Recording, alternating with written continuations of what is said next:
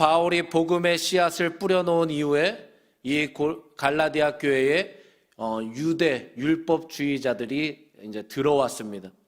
그래서 그들은 말씀에 거짓 교사들이다 이렇게 말씀을 하고 있습니다. 그들은 믿음으로만 구원받을 수 없다.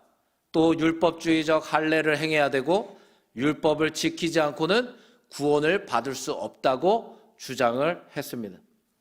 또한 이들은 바울의 사도권에도 의문을 제기했었고 여러 복음에 관련된 것들에 대해서 부정적인 태도를 취하기 시작했어요. 즉 다른 복음을 교회 안에서 퍼뜨리기 시작했다는 겁니다. 이에 대해서 바울은 갈라디아서 1장 6절과 7절에 이렇게 말씀하고 있습니다. 한번 같이 읽어볼까요? 시작. 그리스도의 은혜로 너희를 부르신 이를 이같이 속히 떠나 다른 복음을 따르는 것을 내가 이상하게 여기노라. 다른 복음은 없나니 다만 어떤 사람들이 너희를 교란하여 그리스도의 복음을 변하게 하려 함이라. 아멘. 그러니까 이 고백에 바울의 탄식과 책망의 고백이 담겨져 있는 것입니다. 왜 그렇습니까? 분명 구원이란 예수 그리스도를 믿는 믿음을 통해서만 이루어지는 하나님의 은혜의 결과 아니겠습니까? 근데 거짓 교사들이 주장하는 율법의 행위로 인한 구원을 갈라디아 교회 성도들이 따라가려고 했기 때문에 바울이 이렇게 말할 수밖에 없었다는 거예요. 그래서 바울은 갈라디아 교회 성도들에게 절대 예수 외에는 다른 복음이 없다라고 다시 한번 짚어주고 있다는 겁니다. 분명 본문 1절에도 갈라디아 교회 성도들은 예수 그리스도께서 십자가에 못 박히신 것이 마치 눈앞에 바로 밝히 보이는 것처럼 믿었다고 바울이 고백하고 있어요. 그런데 바울이 떠난 후에 거짓 교사들이 나타나서 율법적인 가르침을 따라 그 율법을 따라야 된다라고 가르쳤을 때 이 갈라디아 교회 성도들은 그 거짓에 속아서 복음에서부터 믿음에서부터 예수로부터 속히 떠나려고 했다는 거예요. 한편으로는 거짓 때문에 다른 복음으로 그들이 예수 그리스도의 십자가를 잊어버렸기 때문에 바울이 그들을 향해 어리석도다라고 책망할 수밖에 없었다는 겁니다. 그렇게 우리는 늘 깨어 있어야 할 줄 믿습니다. 거짓에 미혹되지 않고 우리의 마음과 믿음이 거짓에 빼앗기지 않도록 오직 예수를 붙들고 살아가야 할 줄 믿습니다. 거짓 교사들이 주장하는 율법주의는 율법을 지켜야만 구원받을 수 있다는 주장이에요. 그러니까 행위를 주장하는 겁니다. 그렇다면 만약 우리의 행위로 구원을 얻는 것이라면 우리는 구원받을 사람이 한 사람도 없어요. 왜 그렇습니까? 사람으로선 모두가 다 죄인이기 때문이에요. 하나님의 영광에 이를 수 있는 사람은 단 한 명도 없다고 했습니다. 그렇기 때문에 율법을 따라 그 행위로 인한 구원을 주장하고 있는 이 거짓 교사들의 주장은 예수 그리스도의 십자가의 죽으심을 헛되이 만드는 악의적인 다른 복음일 수밖에 없는 거예요. 엄연히 따지면 그들은 지금 구원의 문제는 예수가 와도 안 된다고 주장하는 것과 마찬가지 아니겠습니까? 자신의 행위로만 가능하다고 지금 주장하고 있는 거예요. 그러나 우리가 알아야 할 것은 예수가 아닌 그 어떠한 다른 것으로 구원의 길이 없다는 거예요. 오직 예수만 구원의 길이다.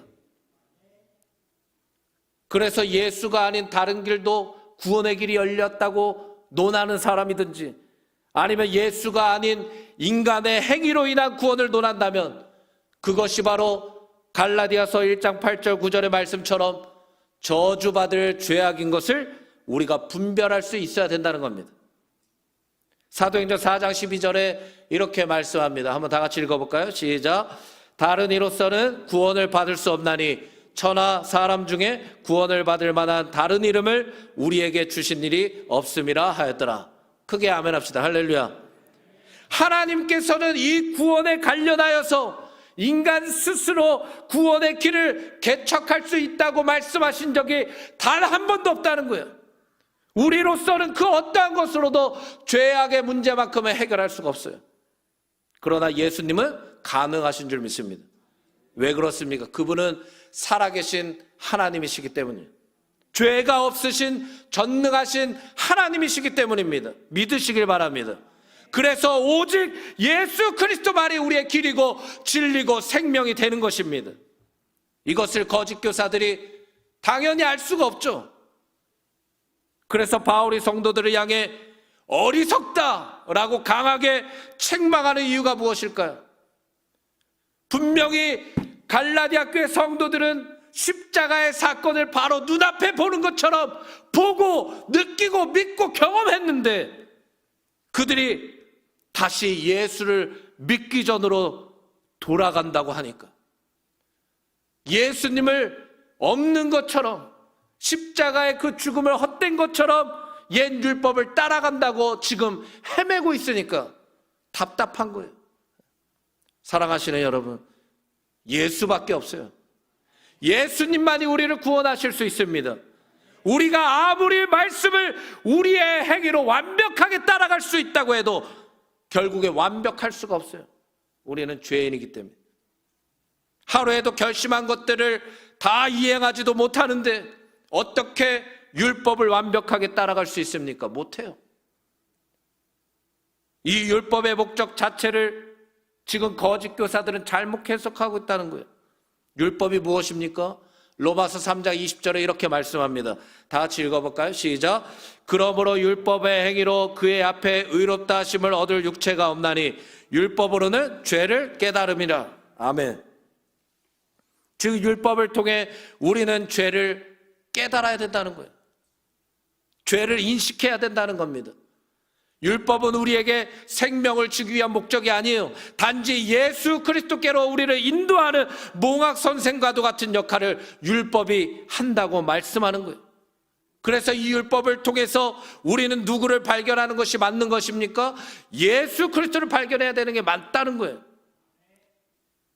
이것뿐만 아니라 우리의 신앙의 모든 순간마다 우리가 깨달아야 할 것이 무엇입니까?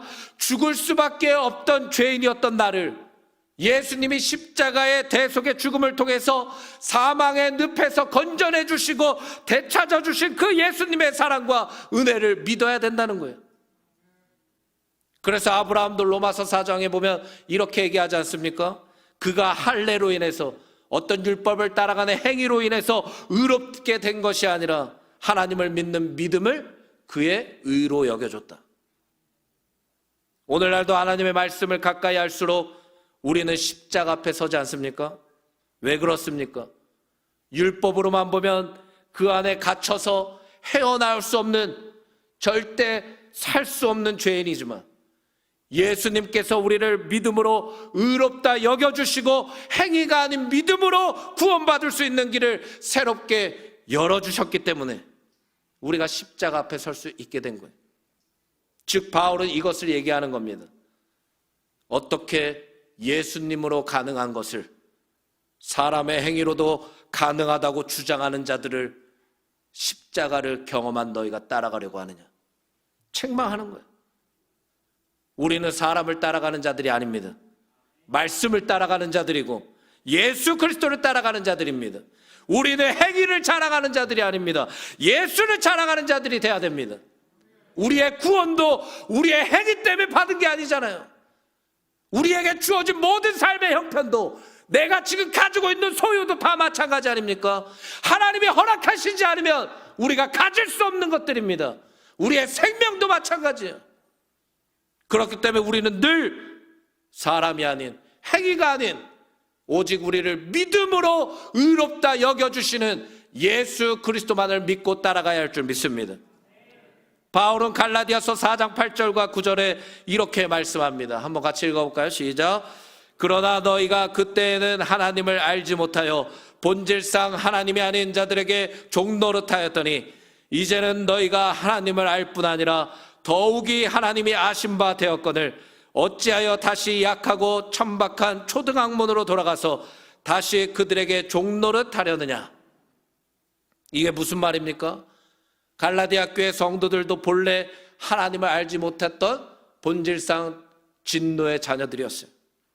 그런데 이제는 그들이 하나님도 알고 하나님이 그들을 아신 바 되었는데 왜 다시 옛 율법주의로 돌아가서 그 안에서 종노릇하려느냐? 이걸 바울이 얘기하는 겁니다. 즉 율법의 행위가 중요한 게 아니라 너희에게 믿음이 중요한 거다. 그러면서 그들에게 임했던 성령을 예로 들면서 설명합니다. 2절에 뭐라고 나옵니까? 본문 2절을 읽어볼까요? 시작. 내가 너희에게서 다만 이것을 알려하노니 너희가 성령을 받은 것이 율법의 행위로냐 혹은 듣고 믿음으로냐? 묻는 거예요. 너희에게 성령이 임한 게 너희가 율법의 행위로 행한 거냐 아니면 듣고 믿음으로 그렇게 된 거냐? 성령을 받기 위해 우리가 어떤 행위로 노력으로 성령을 받는 겁니까? 아니요 말고 예 있으면 손 들어보세요. 오늘 밤에 저랑 한번 철야를 하시기. 아니에요. 성령을 받기 위해 우리의 인간적인 노력과 행위가 중요한 게 아니란 말이에요. 무슨 성령을 돈 주고 살 수 있는 겁니까? 아니에요. 무슨 성령을 받기 위해 대단한 방법이 있는 것도 아닙니다. 성령은 오직 예수 그리스도를 믿음으로 받을 수 있는 겁니다. 믿음이 무엇입니까? 에베소서 2장 8절에 이렇게 말씀합니다. 한번 읽어보겠습니다. 시작. 너희는 그 은혜에 의하여 믿음으로 말미암아 구원을 받았으니 이것은 너희에게서 난 것이 아니요 하나님의 선물이라. 행위에서 난 것이 아니니 이는 누구든지 자랑하지 못하게 함이라. 그 사람이 만약에 성령에 충만하다, 내 행위로 받은 게 아니라 자랑할 게 없어요. 나의 의를 자랑할 게 없다는 거예요. 하나님이 주신 거다. 하나님을 자랑하게 되지. 그게 겸손 아닙니까? 성령뿐만 아니라 믿음도 마찬가지고 응답도 마찬가지고 우리의 삶의 치유하심도 마찬가지고 아멘 할 때까지 하는 거예요. 이제 생각 안 나요. 여기까지. 새벽과 밤은 머리가 안 돌아가요. 성령께서 말하게 하심을 따라 설교하는 거예요. 할렐루야.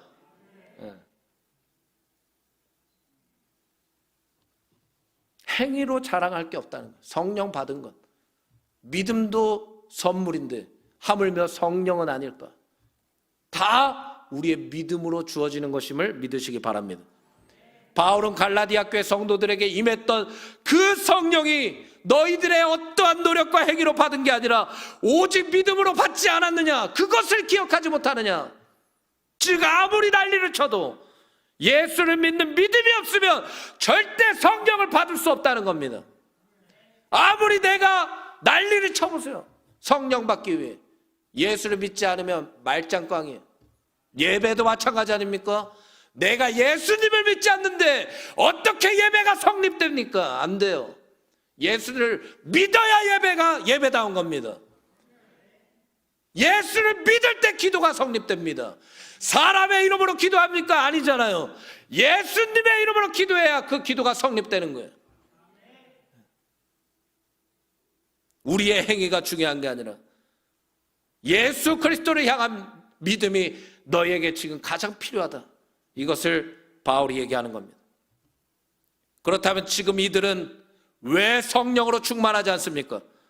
처음에는 분명히 이들이 십자가의 사건을 대면하여 본 것처럼 보고 믿었고 성령이 그들에게도 임했었는데 왜 성령의 뜨거운 임재를 본문에는 경험하지 못하고 어리석은 자라고 책망을 듣는 것입니까? 다른 게 아니에요. 그때는 괜찮았을 수도 있겠죠. 하지만 지금은 그들의 믿음이 예수를 향하지 않기 때문입니다. 그들의 믿음이 흔들리고 있기 때문에 성령으로 충만할 수가 없는 거예요. 우리도 마찬가지입니다. 내가 예전에는 예수님을 잘 믿었다는데 지금은 아닐 수 있는 거예요. 먼저 된 자가 나중 된다고 하지 않습니까? 그렇기 때문에 나를 신뢰할 수 없는 거예요. 할렐루야. 우리는 말씀을 신뢰해야 되고 예수 그리스도를 신뢰해야 됩니다. 그래야 사는 거예요. 우리의 믿음이 흔들리면 안 됩니다. 우리의 믿음이 예수 외에 다른 것을 향하면 그게 우리의 삶에 드러나게 돼 있습니다. 사탄은 거짓의 영입니다. 속이는 영이에요. 살인하는 자라고 하지 않습니까? 그 사탄은 거짓에 등통합니다. 지금 거짓 교사들이 갈라디아 교회 성도들을 거짓으로 매수하려고 하는 거예요. 우리에게도 마찬가지예요. 교묘하게 거짓으로 아름다운 것처럼 포장해서 미혹해요. 말씀을 교묘하게 흔든단 말이에요. 우리 믿음을 흔든단 말이에요. 그럴 때 우리에게 중요한 게 뭘까요? 믿음이 필요합니다. 아주 작은 믿음일지라도 걱정할 필요가 없어요. 아주 작을지라도 믿음만 있으면 돼요. 작고 큰 건 중요한 게 아니에요. 우리 주님께서 예수를 믿는다면 성령을 부어주시겠다고 약속하셨기 때문입니다. 누가복음 11장 13절에 이렇게 말씀합니다. 한번 같이 읽어볼까요? 시작. 너희가 악할지라도 좋은 것을 자식에게 줄 줄 알거든 하물며 너희 하늘 아버지께서 구하는 자에게 성령을 주시지 않겠느냐. 할렐루야. 즉 거짓이 나의 믿음을 흔들려 할 때마다 우리는 다시 한번 믿음으로 주님께 성령의 충만함을 간구해야 될 줄 믿습니다.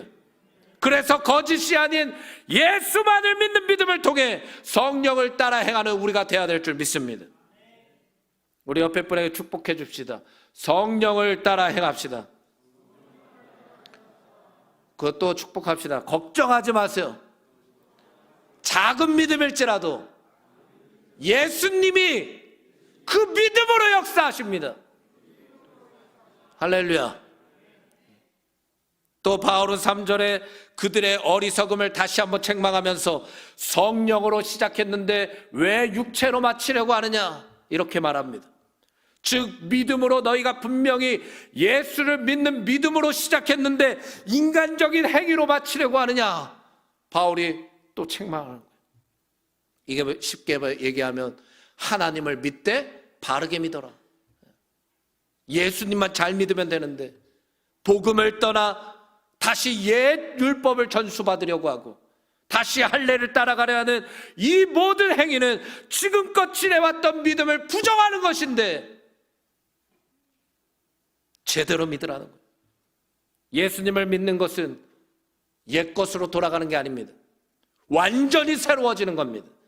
예수님을 믿으면 거듭나는 거 아닙니까? 예수님을 믿으면 내 영이 새로워지는 거예요. 내 육체도 새로워지고 내 삶도 새로워지고 내 고백도 새로워지고 내 믿음도 새로워지는 겁니다. 에베소서 4장 22절 24절까지 이렇게 말씀합니다. 함께 읽어보겠습니다. 시작. 너희는 유혹의 욕심을 따라 썩어져가는 구습을 따르는 옛사람을 벗어버리고 오직 너희의 심령이 새롭게 되어 하나님을 따라 의와 진리의 거룩함으로 지으심을 받은 새 사람을 입으라. 크게 아멘합시다. 할렐루야. 즉 예수님을 믿는다는 것은 옛것을 돌이켜서 바라보는 게 아니에요. 옛것을 따라가는 게 아니에요. 옛것을 다시 주워서 옷 입는 게 아니에요. 예수로 새 사람을 입는 겁니다. 새롭게 되는 거예요. 완전히 새로워지는 걸 얘기하는 겁니다. 새로워지셨습니까? 예수님을 믿는다는 건 갈수록 새로워져야 되는 거예요. 내 고백, 가치관, 인생관, 내가 추구하는 것들, 내가 바라보는 것들, 내가 듣는 것들, 내가 만나는 이들, 내가 경험하는 것들 다 새로워져야 되는 거예요. 율법에도 더 이상 속박되지 않는 겁니다. 이제는 진리로 자유케 되는 걸 경험하는 거예요. 의무와 형식이 아니라 사랑으로 말씀에 순종하기 시작하는 거예요. 지금 이 마지막이 육체로 끝나게 되는 자들의 특징은 뭡니까? 결국 처음에는 뜨거웠을지 몰라도 나중에 가서는 결과적으로 예수를 나의 구주로 고백할 수 없어요. 고린도전서 12장 3절에 이렇게 말씀해요. 성령으로 아니하고는 누구든지 예수를 주시라 할 수 없다. 할렐루야.